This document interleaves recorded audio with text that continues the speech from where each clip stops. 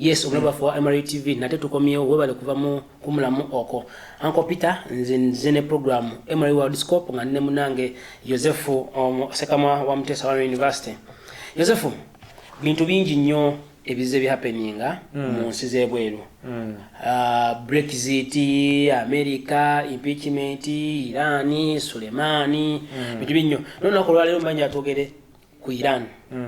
Onjogera ku Iran awambagala tuba tulina okugera ku Kasim Suleiman. Kasim Suleiman twamwogera ko mu programu za feza tambula n'okumanya nga America bagamba bazira mu followinga. Ne yo Iran egamba bali bagezaako okulaba nti bali bamutumye samu balina ekibuzo kye bateeka waawo okutwaliza wamu ne baba America bagamba okusinzira ku drone ebifaananyi bye yakuba balaga nti Alaka yali alina kyagoba alina kya bona salawo nti kekali akaseera atiwe era utulaba nti wamala okutibwa tulaba abantu bangi bayiwa ku nguudo okwekalakasa era okwaviramu enkumi n'enkumi z'abantu abasoba mu 5 okufa. So Kasim Suleimani yani Kasim Suleiman abadde babayita de facto muzungu. De facto kwe kubeera nti mbutongole sibwe kiri naye bw'otunula mu reality mu mazima agalabikako nga bwe kiri yabadde namba 2 mu Iran. Oyo gambe ye namba 2 kansoke nkuze mu Iran erina supreme leader erina prime minister erina president oyandibadde president kati wongamba oyo abakubi nandibadde nti wakusatu kuba supreme yasinga olina ddako anti nkugambe de facto nti waliwo ekitongole butongole kiri bwe kiti ne bw'otunula kati sijja kulinga ku nettulo kikozesebwa ne Uganda nti bw'oba oyagala okulaba omukulembeze w'eggwanga oyita mu myuka we oba oyigenda n'olaba mutabani oba n'olaba omukyala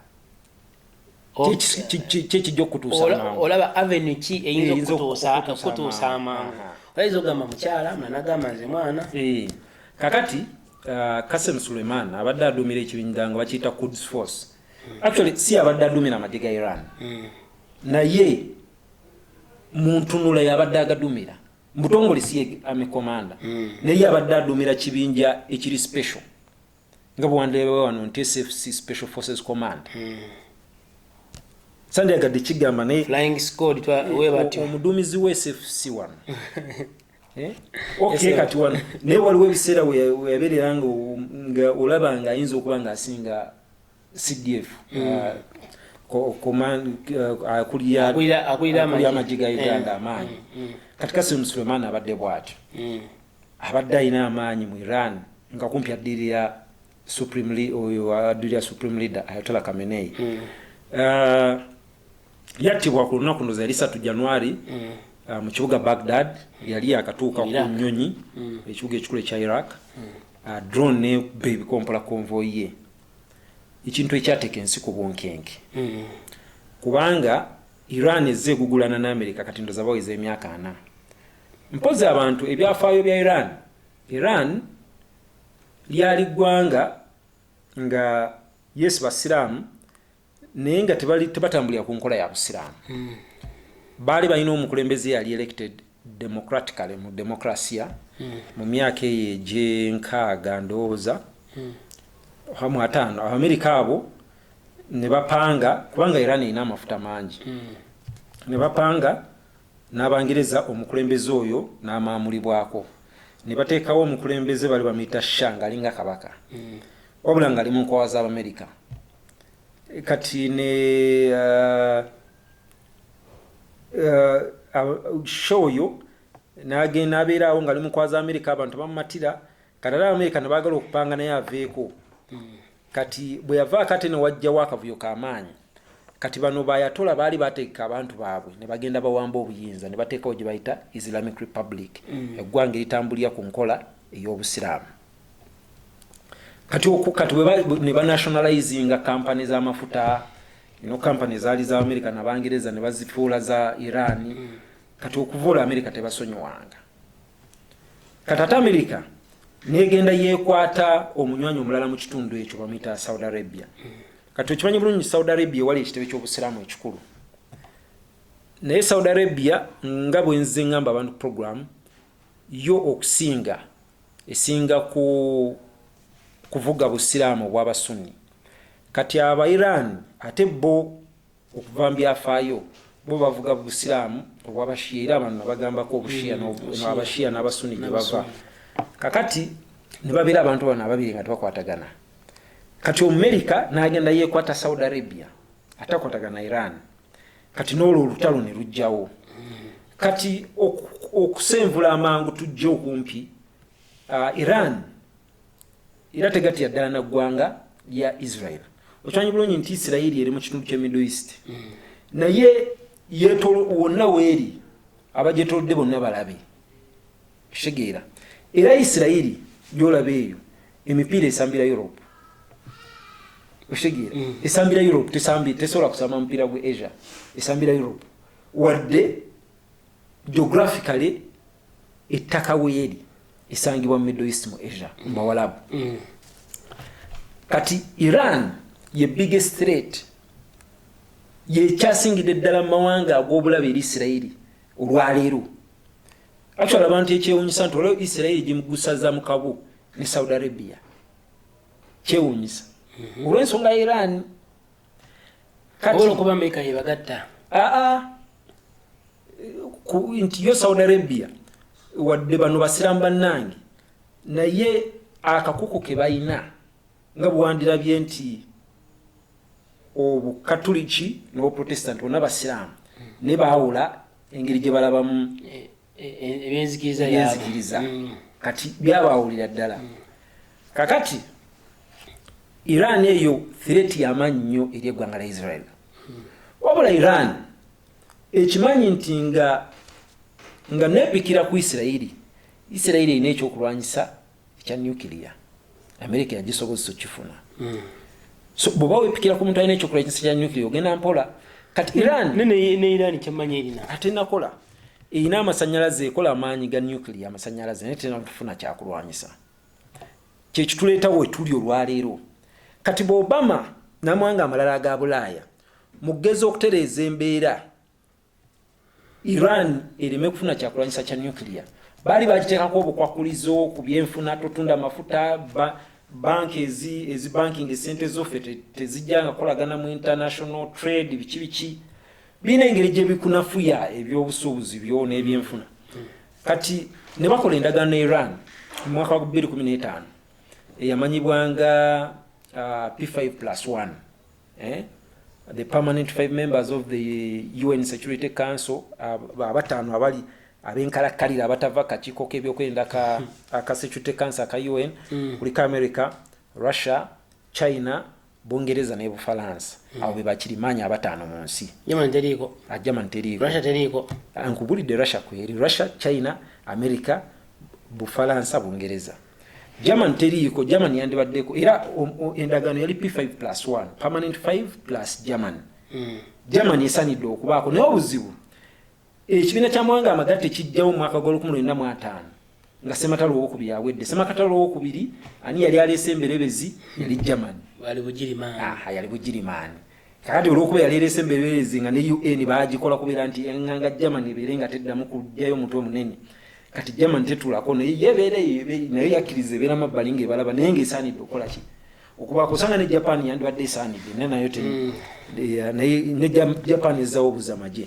Kakati bano ba permanent 5 ne bakola endagaano ne Iran. Tugenda kukendeeza ku bukwakulizo biki naawe kendeeza ku maanyi ga nuclear g'okola ki g'okola kubanga okufuna ekyokulwanyisa olina okubanga okuŋŋaanyiza nuclear awirako. Edda bamuyitanga heavy water nga bagitubinga otwabeerawo mu Sematalo ntubeera tuzitonderere ligenda gatonya ne bagenda nga bagakuŋŋaanya okukola gye bayita bomu eya nuclear. Kati nebeera nga Iran nayo yali yakkiriza ekendeze ku maanyi gaki. Kati Trump yembulamu obubwe yeetamwa buli kintu ekiyitibwa ekyo Obama. Wange bye bintu those were Obama, it was supposed to be Obama's legacy. Nti ebbanga ddene twagulana ne Iran nenze ku mulembe gwange nagikola ki twatula ku mmeeza ne tugikkakkanya yali yakola Obama healthcare ebyo na Trump azalijawo kakati Trump nga yali alayira mu kalulu nti nze bwe ndijja nja kujjawo ki endagaano nja gisazaamu nja giyuzaamu kati ayatola Trump yabeeranga yogera mu kalulu ayatola n'amugamba nti bw'obanga omaze ogiyuzaamu ogimpereza nga nze nenjikolezaako omuki omuliro ne biviirawo ddala okitegera kubanga ky'oba omanya nti enjuyi zombiriri mu Amerika bannalukala mu Amerika baali bagamba nti Iran ono tulina mukwasa maanyi endagaano tebagikola ki tebajagala wala ne mu Iran waliyo ba hardline baali bagamba nti ate tutesa biki twagala kola nuclear teme mutuza ku mmeeza tukole nuclear bobera ne nuclear nga bwe nagamba obeera nga mulalwa ine ejjinja bakwegendereza tibano olwaleero bakola Iran tebasobola bikola North Korea wanga yafuna dda wabula ne Iran mu kufuna nuclear yali alina okufuuka tebayita paria state nga bolaba North Korea ntife tetukyafaayo mmwe mukole ebyammwe naye nze wokwanze enkuba otegeera kati Iran bali diplomatic kyekibawangazaawo nti ebintu byabwe babibalira ku mmeeza era kyetugenda okwogerako n'engeri ensi gye yawonya olutalo luno nga beewala okufuuka nga North Korea baagala okubeera ensi kirimaanyi bakimanyi balina okusigala nga basuubula batunda amafuta gaabwe emabegakawo okimanyi waliwo gye bayita Strait of Hormuz amafuta ago gayita waabwe wakati amazzi gali wakati wa Iran ne Oman wala ye Oman ye tabiriiko yemusirise naye amazzi amafuta kimu kyakusatu agakola ku munsi muno gayitawo mu kagolomolo ke Hormuz kayita ku Iran kyokka bano bamuganya okutunda eki amafuta agage n'abagamba nze nga situndwa gange twali gajja kuyita wano era waliwo akavuyo emabega kaawo kati ennaku zino emmere eziisawo amafuta bazigobereza mundu ze zizikuuma walina okubawo amagye agazikuuma ag'empingu kati byonna ebyo bwe bibaawo endagaano evuddewo era n'agamba abazungu nti oka Amerika evuddemu naye mmwe mugiwe ekitiibwa ne bagaana kati bino byonna tuyingira mu mwaka omupya twaguyingira Jeno atiddwa Jeno Qasem Sulaiman wabula obuzibu nti Sulaiman teyali kibayita fugitive yali tagenze mu Iraq nga agenza okutabukukusi yajjira ku nnyonyi n'atonnya ku kisaawe ekikulu eki Baghdad yes otegeera era yali mugenyi wa gavumenti yaayo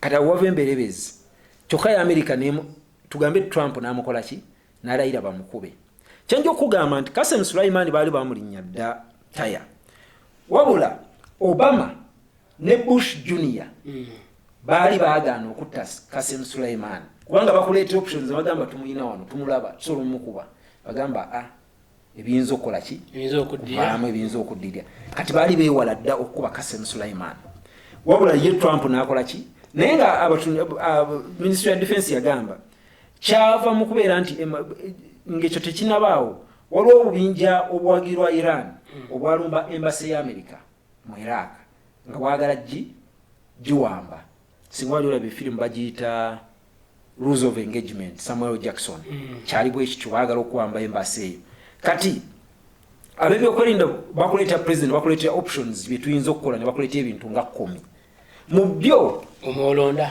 mwalimu nti tusobola okutta Qasem Sulaiman kati bo ab'ebyokwerinda munda bagamba nti twakireeta naye twali tetumusuubira kikola ki kukisongako naye Trump mbulamu obubwe nga bwomumanyi katwewongu yenna tosobola kuleeta nti wali wataddewo nti olina enkoko olinawo ebijanjalo olinawo kawo waliyo abantu nga ali diplomat neyeebuzaabuza n'agamba saagala kulaga maddu wano mpereza kawo Trump ekyo tasobola kikola yagambirawo bampe enkoko ejja okunkolera kati yasalawo Qasem Sulaiman kati ate president asazewo nga bakimuleetedde tebakyasobola kudda mabega bwatyo Sulaiman n'abeera nga yakola ki yattibwa n'avambula mu bwensi eno